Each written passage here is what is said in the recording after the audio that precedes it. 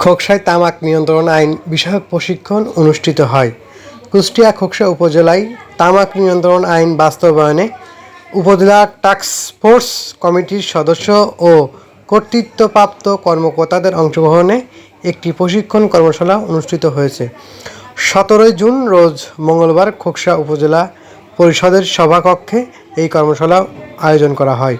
প্রশিক্ষণে স্বাগত বক্তব্য প্রদান করেন খোকসা উপজেলা নির্বাহী অফিসার প্রদীপ্ত রায় দীপন। আলোচনায় অংশগ্রহণ করেন খোকসা উপজেলা সহকারী কমিশনার ভূমি রেশমা খাতুন, উপজেলা স্বাস্থ্য কমপ্লেক্সের medical officer doctor Abir Hossain সোহাগ, উপজেলা কৃষি কর্মকর্তা আবদুল্লাহ আল নোমান ও উপজেলা প্রকল্প বাস্তবায়ন কর্মকর্তা দোস্তার হোসেন। উক্ত অনুষ্ঠানে বিভিন্ন শিক্ষা প্রতিষ্ঠানের প্রধান, বিভিন্ন উপজেলার দপ্তর প্রধান, সাংবাদিক, ইমাম সুধীজন উপস্থিত থাকেন। বিস্তারিত থাকছে রিপোর্টে।